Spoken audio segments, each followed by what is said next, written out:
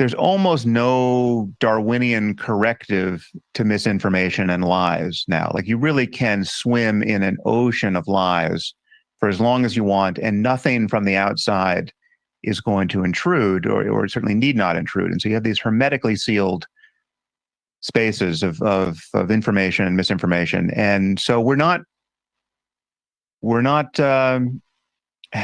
converging on anything like a fact-based discussion about anything of importance now. And so you take somebody like Trump now, who to my eye is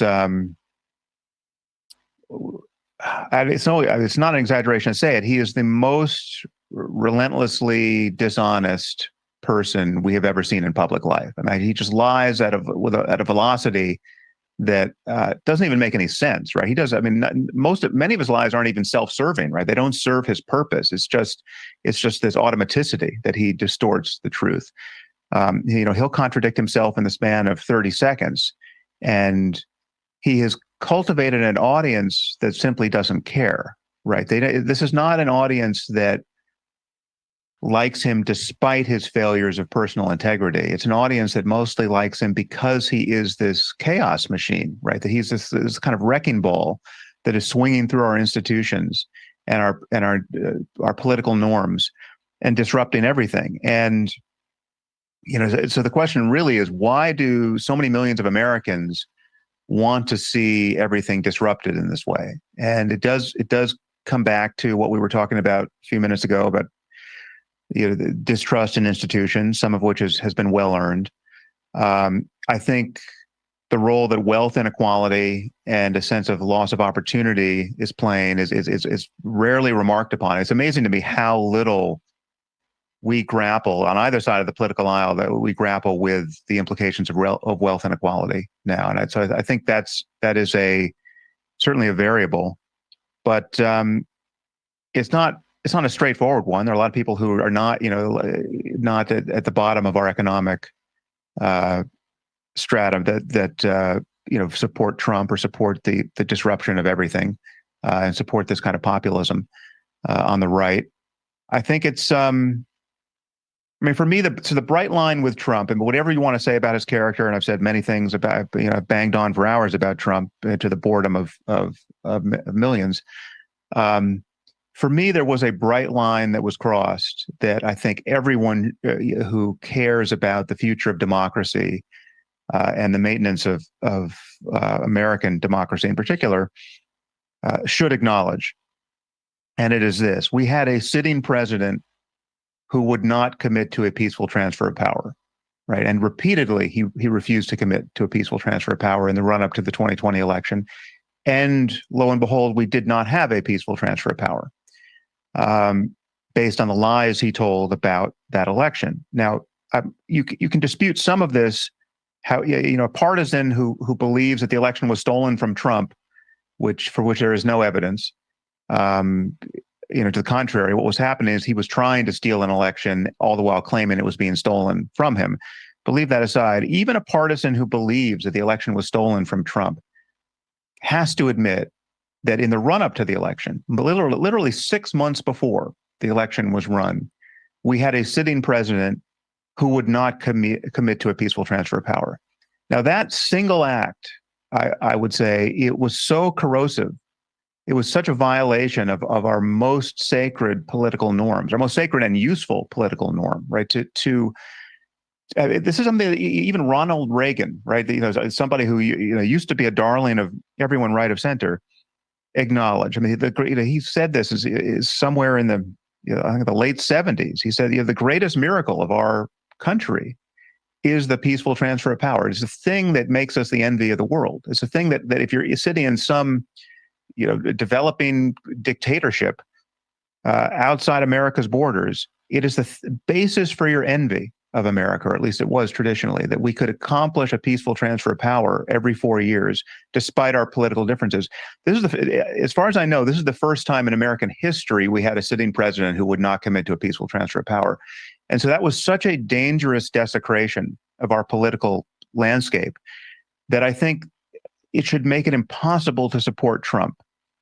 Whatever else you think about any other political figure, whatever you think about Hunter Biden's laptop, there's nothing else that rises to that level of concern, and that has always been at the center of my argument against endorsing Trump in any way. This is what I feel is comparable. And whilst the sort of ongoing questioning around the Biden family business deals, I'm sure to anyone who's already encamped within one of those partisan scenarios will just cling to their own rhetoric and their own pre-existing beliefs.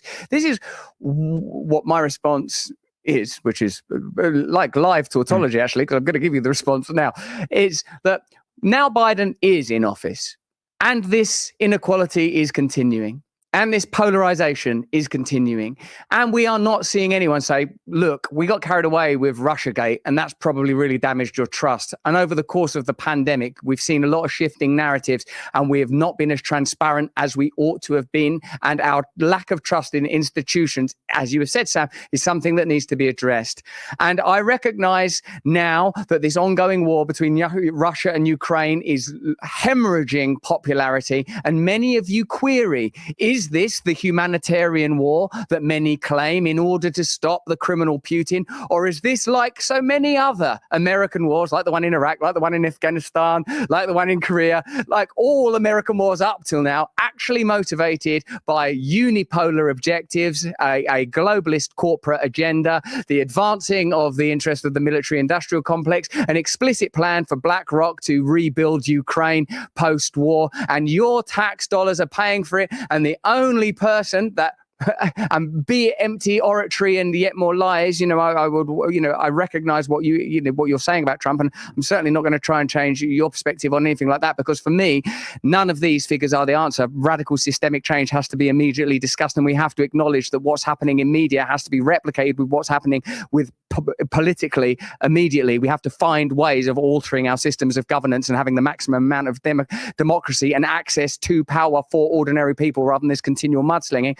I would say that the only person, or one of the few people who's willing to say this war must end, is Donald Trump. If I was to extract the name and the face Donald Trump from his rhetoric around the war and how he would bring about a diplomatic solution, I would say this is the only person who's talking sensibly. And I just cannot extract everything I know about what happened in 2014 in that coup, about what Putin has publicly said about if there's any infringement on Crimea, about the complexities, about ethnicity within Ukrainian territory, all of that, and with great respect and love and solidarity and support for those suffering in Ukraine and for the 500,000 that have died in that conflict so far. For me, dancing closer and closer to the apocalypse with dubious motivation, claiming once again that it's a humanitarian endeavor, seems outrageous to me. And the fact that for me, the fact that this is the alternative is a much bigger problem than anything Trump has done or said, because I do see him as an outlier, as an extraordinary public figure, but I see him primarily and above all else a response to institutional corruption, entropy within our institutions. Like when Biden is able to meet with his donors and say nothing will fundamentally change when he succeeds Trump, and as he does succeed Trump, for all of your concerns about the lack of a peaceful transition, I would say that is the problem. If it was Donald Trump dies tomorrow, where are we? Addressing the kind of systemic problems that I'm wrestling with, I think could meaningfully alter the dilemma that you and I are trying to tackle.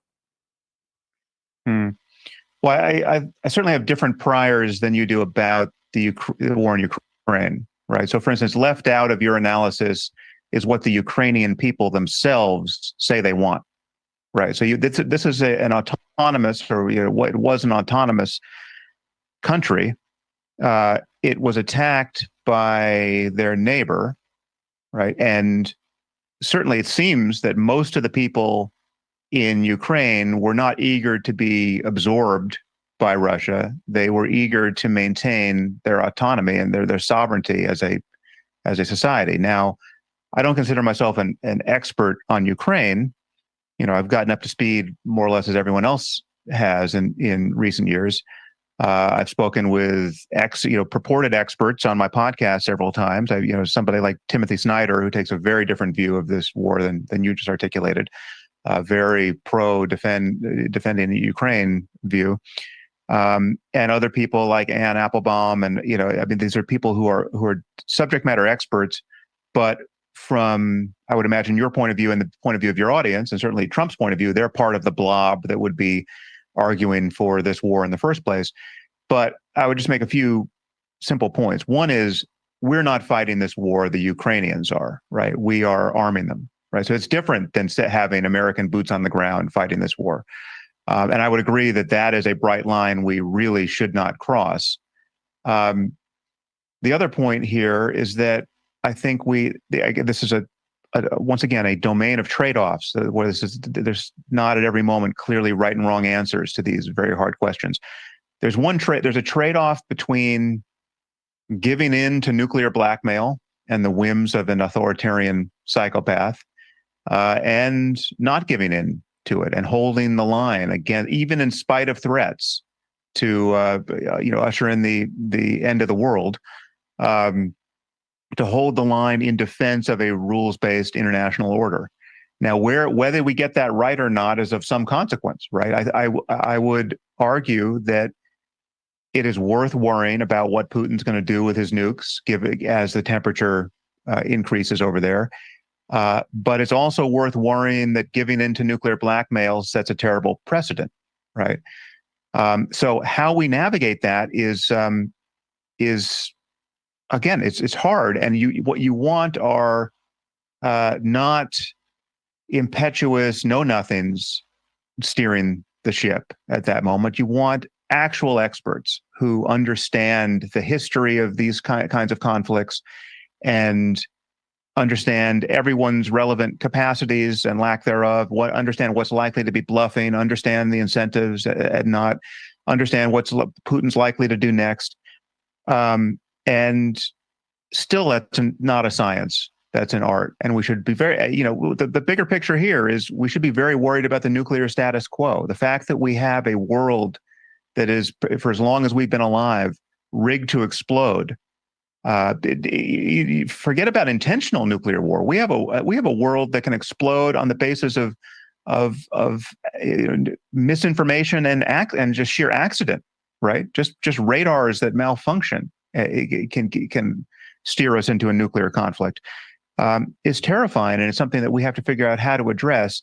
But to treat Putin like he's just a normal actor with rational interests who we can deal with like any other leader of a free society is just not accurate. He is a person who murders his political opponents. He murders journalists. He's not a normally corrupt politician.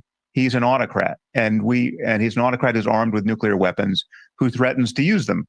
It's something that we have to treat as categorically different than we would treat a disagreement between us and France or the UK. Us being being America in this case.